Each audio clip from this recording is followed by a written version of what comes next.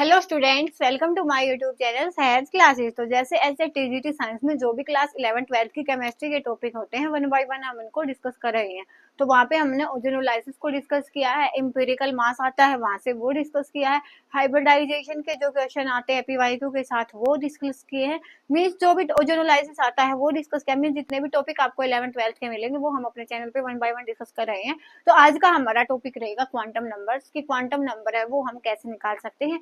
Means अगर हमें बताना हो कि क्वांटम नंबर की क्या वैल्यू रहेगी तो हम कैसे बताएंगे वहां से। अगर कई बार एक बार ये क्वेश्चन आया है, एक बार ये क्वेश्चन आया, तो दोनों क्वेश्चन मैंने यहाँ पे लिखे हुए हैं। एनर्जी का ऑर्डर बताना होता है कि कैसे एनर्जी का ऑर्डर रहेगा एन एल की वैल्यू से। तो इन चीजों को आज यहाँ पे हम डिस्कस करेंगे वन बाय वन। तो यहाँ पे देखो, जितना आपका एस्टेट एग्जाम के लिए जरूरी होगा ना उतना ही बताऊंगी मैं आपको, जिससे आप हर टाइप का क्वेश्चन है वो अगर क्वांटम नंबर बेस पे आएगा तो आप इजिली बता पाओगे। ठीक है, तो यहाँ पे देखो हमारे पास सबसे पहला क्वांटम नंबर आता है प्रिंसिपल क्वांटम नंबर। एक बार थोड़ा बेसिक देख लेते हैं, उसके बाद वो आपके क्वेश्चन है मैं वो करवाऊंगी। ठीक है, प्रिंसिपल क्वांटम नंबर। तो प्रिंसिपल क्वांटम नंबर कैसे बताएंगे हम देख के। तो यहाँ पे देखो हमें कैसे पूछा जाता है कि 1s में पूछ लिया, 2s में पूछ लिया, 3p में पूछ लिया, 5d में पूछ लिया, 6x में पूछ लिया, ऐसे हमें देखे हमसे प्रिंसिपल क्वांटम नंबर पूछा जाता है। तो यहाँ पे प्रिंसिपल क्वांटम नंबर को हम दिखाते हैं एन से। ठीक है, एन से हम रिप्रेजेंट करते हैं। तो हम कैसे बताएंगे, आपने देखना है कि इसके आगे क्या लगा हुआ है, सिंपल। ठीक है, यहाँ से जो भी आपको आगे लगा हुआ मिलेगा वही हमारी क्या रहेगी, प्रिंसिपल क्वांटम नंबर की वैल्यू रहेगी। ये वाली चीज अपने माइंड में बिठा लो कि हमारी जो एन की वैल्यू रहेगी वो जो भी आगे, जैसे इसके लिए हम देखें तो 1 है, इसके लिए 2 है, इसके लिए 3 है, इसके लिए 6 है, इसके लिए 5 है। तो अगर आपने प्रिंसिपल क्वांटम नंबर की वैल्यू बतानी है तो वो हम ऐसे बताएंगे कि जो भी हमारा ऑर्बिटल हमें गिवन होगा वहां पे उसके आगे जो भी डिजिट लगा होगा वहां से हम बता देंगे कि हमारी प्रिंसिपल क्वांटम नंबर की वैल्यू क्या है।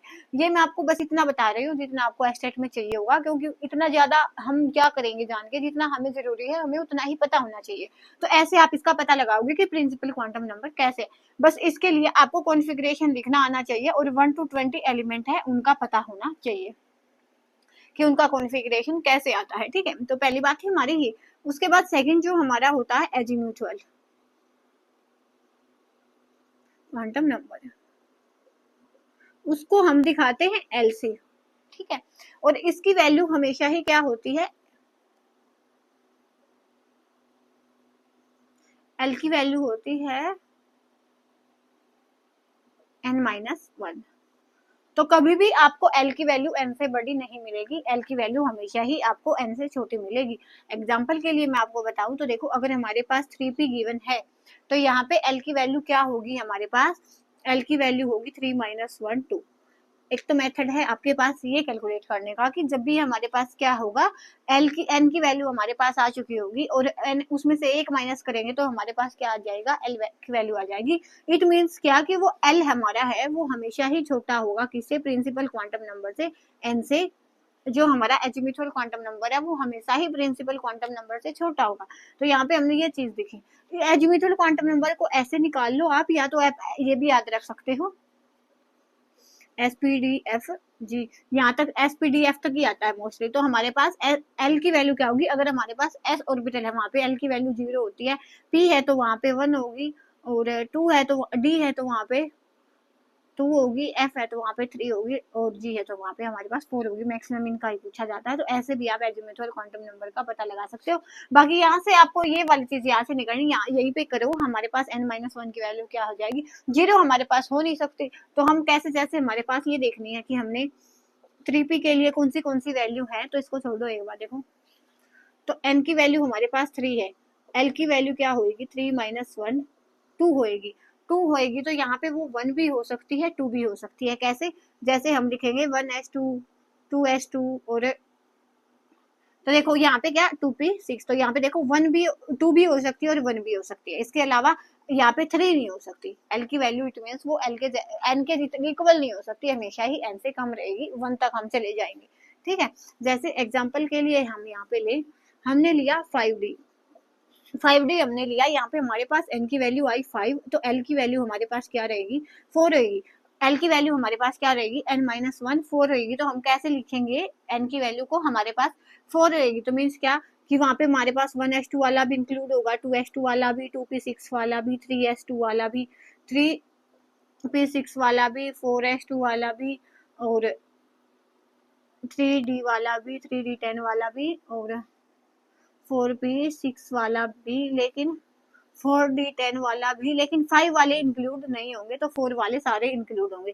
मीन्स क्या कि हमारी एल की वैल्यू है वो 0 हो सकती है, वो 1 हो सकती है, और वो 2 हो सकती है। जैसे हमने बोला था ना SPD का कि एल की वैल्यू 0 हो तो एस बोलेंगे, 1 है तो पी बोलेंगे, और 2 है तो डी बोलेंगे।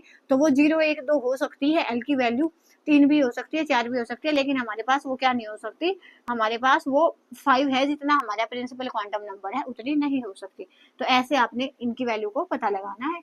एन की वैल्यू सिंपल जो उसके आगे लगा होगा, और एल की वैल्यू n-1 करके आपने निकालनी है। ठीक है, तो यहाँ पे ये हो गया हमारे पास। उसके बाद हमारे पास आता है ml, जो हमारा क्वांटम नंबर होता है। उसके बाद इसकी वैल्यू होती है -L2 + L। अगर हमारे पास L की वैल्यू 1 है ना, तो इसकी -1 0 1 तक हो जाएगी। अगर L की वैल्यू हमारे पास 2 है तो ये हो जाएगा -2 से लेके -1 0 1 2। तो हमारे पास m की वैल्यू ऐसे आती है। उसके बाद क्या है हमारे पास, spin quantum number ms। Spin quantum number क्या होता है, या तो उसकी प्लस हाफ होती है या तो माइनस हाफ होती है। तो इनका आपको बताना चाहिए। अगर एक ही इलेक्ट्रॉन है ना, तो पहले हम ऐसे ही भरेंगे, ऐसे तो नहीं भरेंगे ना एक इलेक्ट्रॉन को, तो उसकी वैल्यू क्या होगी, प्लस के हाफ होगी, माइनस के हाफ नहीं होगी। तो यहाँ पे हम इन क्वेश्चन को करेंगे तब आपको समझ आएगा। यहाँ पे हमसे पूछा गया पोटासियम के क्वांटम नंबर। तो पोटासियम है, इसका एटॉमिक नंबर होता है 19। तो इसको हम कैसे लिखते हैं, 2 8 8 और 1 ऐसे हम लिखते हैं। और इसका कॉन्फ़िगरेशन कैसे होता है, 1s2। इसका आपको बताना चाहिए, 2s2 2p6। देखो 6 2 8 2 10 हमारे इलेक्ट्रॉन है वो हो चुके हैं। उसके बाद 3s2 3p6, उसके बाद ये 8 भी हो चुके हैं। उसके बाद आता है 4s1। तो हमारे पास लास्ट इलेक्ट्रॉन किस में रहा, s में रहा। तो अब हम बताएंगे 4s1। ठीक है, तो यहाँ पे हमारे पास देखो n की वैल्यू क्या रहेगी, 4। हमारे पास जो प्रिंसिपल क्वांटम नंबर है वो क्या रहा, 4 रहा। और हमारे पास यहाँ पे देखो l की वैल्यू क्या है, एल की वैल्यू हमने क्या देखा था कि जब हमसे सारी वैल्यू पूछी जाए तो हम इसमें से कम करेंगे, नहीं तो क्या था हमारे पास 0 1 2 एस पी डी। यहाँ पे हमारे पास एस है तो एल की वैल्यू क्या रहेगी, 0 रहेगी हमारे पास। ठीक है, तो हमारे पास एल की वैल्यू क्या रही, 0 रही। ठीक है, तो यहाँ पे ऑप्शन ढूंढेंगे। एल की वैल्यू, एन की वैल्यू हमारे पास 4 है और एल की वैल्यू 0 है, तो ये वाले ऑप्शन नहीं होंगे, इनमें से ही एक होगा। उसके बाद हमने क्या बताना है, हमारा एम एल का। तो अगर L की वैल्यू 0 है तो हमारा ml क्वांटम नंबर है वो भी क्या होगा, -L2 + L। तो वो भी 0 ही रहेगा। तो ये ऑप्शन सी हमारा ऐसे करके करेक्ट हो जाएगा। और स्पिन देखेंगे तो S में एक इलेक्ट्रॉन है, तो एक इलेक्ट्रॉन है तो वो तो प्लस हाफ वाला होगा, ऐसे ही एग्जिस्ट होगा वो, उसको हम ऐसे नहीं लिखेंगे। तो हमारे पास ऑप्शन क्वेश्चन 1 का ऑप्शन 3 करेक्ट हो गया। ऐसे आपने इसको करना था।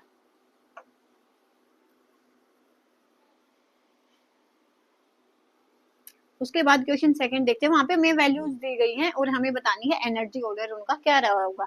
तो फर्स्ट ये देखो n बराबर 4 l बराबर 1, सेकंड ऑप्शन n बराबर 4 l बराबर 0, थर्ड ऑप्शन है n equal to 3 l equal to 2, D option है n equal to 3 l equal to 1।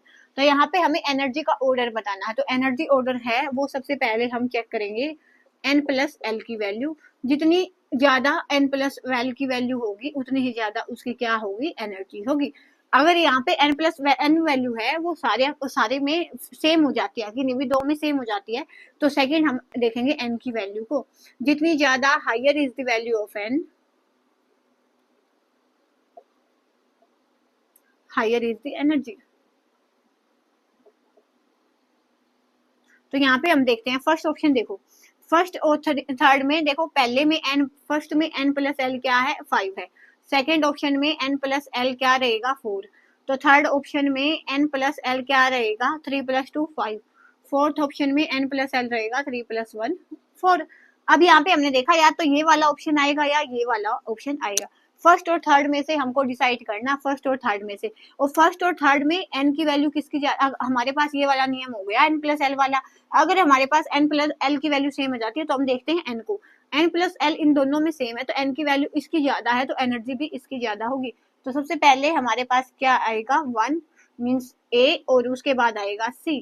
अब इन दोनों में से देखेंगे, यहाँ पे भी वैल्यू 4 है और यहाँ पे भी वैल्यू 4 है। अब यहाँ पे 4 है, यहाँ पे 4 है, तो इनमें से n की वैल्यू किसकी ज्यादा है, सेकंड वाले की, तो सेकंड वाला आएगा बी। और उसके बाद क्या आएगा, सबसे लास्ट में डी आ जाएगा क्योंकि इसकी n की वैल्यू कम है। तो हमारा जो ऑप्शन है सी वो करेक्ट हो जाएगा, ACBD। हाँ, तो हमारा ऐसे हमने इनको करना था। क्वांटम नंबर के ये 2 ही क्वेश्चन आते हैं, अगर आपसे आएंगे तो ऐसे 2 ही टाइप के क्वेश्चन पूछे जाएंगे, उसके अलावा नहीं पूछे जाते। तो बस आज के लिए इतना ही, नेक्स्ट वीडियो में मिलेंगे नेक्स्ट टॉपिक के साथ, तब तक के लिए धन्यवाद। Thanks for watching my video.